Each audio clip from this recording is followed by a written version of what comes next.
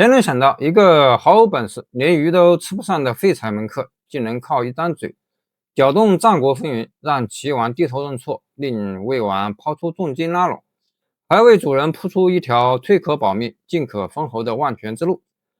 战国时，七雄并立，各国间频繁发动战争，时局动荡，让一些能言善辩、才能学识俱佳的人有了用武之地。他们游说于各国之间，向他们宣传自己的政治主张和治国策略，在当时的政治舞台上非常活跃，形成了士阶层。各诸侯国也都深刻意识到人才对于国家兴衰成败的重要性，因此纷纷礼贤下士，广招人才，养士之风盛行。其中最著名的就是战国四公子齐国的孟尝君，便是其中之一。孟尝君本名田文，他的父亲是齐宣王的弟弟，齐国的相国田婴。田婴儿子众多，而孟尝君本为庶出，没什么地位，但他幼时就才能出众，很快在田婴的众多儿子中显露头角。长大后逐渐掌管家事，因好客养士，好善乐施，名扬天下，门下食客达3000余人。当时齐国有个叫冯轩的人，贫困潦倒，无法维持生计，于是他托人向孟尝君请求，希望能到他的门下做食客。孟尝君问冯轩有什么特长，回答说没有特长。孟尝君又问他有什么才能，回答说也没什么才能。最后孟尝君还是笑了笑，收留了冯轩。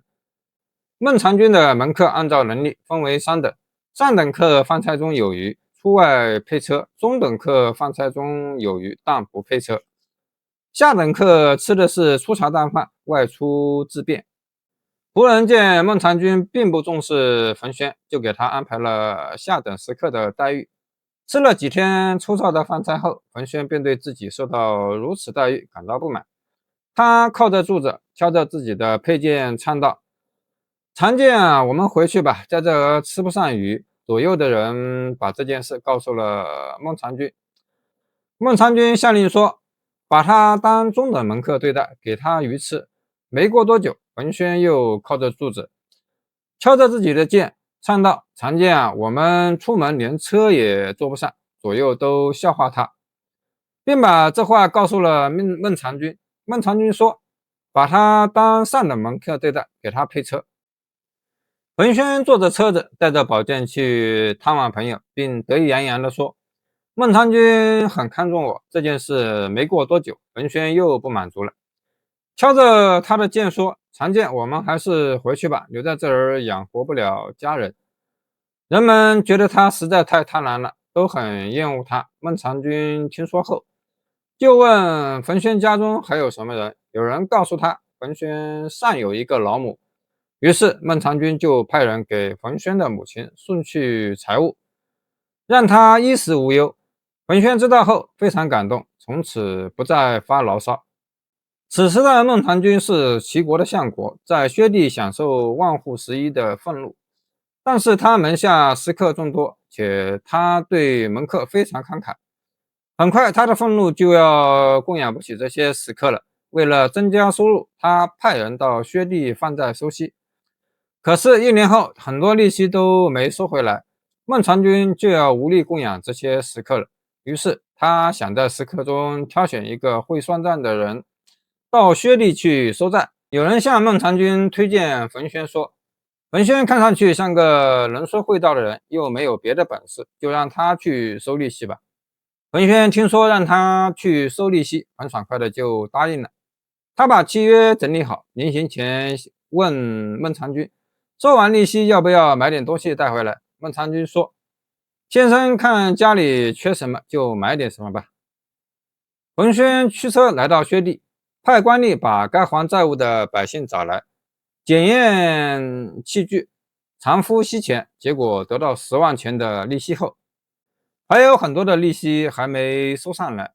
冯轩又对没交利息的人家一一核对，有能力还息的就限定还息的日期，对那些实在无力还息的债户，他就假借孟尝君的命令，当场烧掉债券，说他们以后都不用还钱了。百姓感激不已，高声喊着万岁。冯轩办完事后，赶着车马不停蹄地赶回齐都。孟尝君听说他把器具都烧毁了，很是气愤，问他为什么这样做。冯轩说：临行前您曾说看家里缺什么就买什么，我看府中金银财宝、宝马良驹、香车美女都不缺，唯一缺的就是仁义，所以我就用那些器具买了仁义。孟尝君不解地问：这是怎么回事？文轩解释道：现在您所有的不过是那块小小的薛地，那里的百姓是您的子民，您不爱惜他们，却用商人的手段向他们放债，榨取利息。我认为这样做有欠妥当，因此假借您的名义，烧毁器具，把债款赏赐给百姓们。百姓非常感激您，一直欢呼万岁。这就是我给您买的仁义。孟尝君听后心里很不高兴，但事已至此，便无奈地让冯轩回去休息了。1年后，齐闵王听信谗言，想要罢黜孟尝君的相位，于是对孟尝君说：您是先王的臣子，我可不敢用。孟尝君只好回到自己的封邑薛地去。在距离薛地还有上百里的地方，薛地老老少少的百姓们已经在路旁等着迎接孟尝君了。孟尝君见此情景，才明白冯轩烧器具买仁义的用意，回过头来对冯轩说：现在我算是看到先生为我买的仁义了。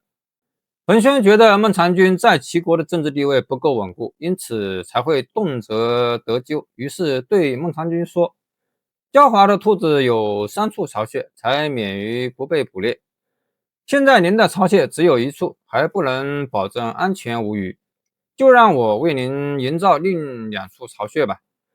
孟尝君同意了，分给他50辆车，500斤供他使用。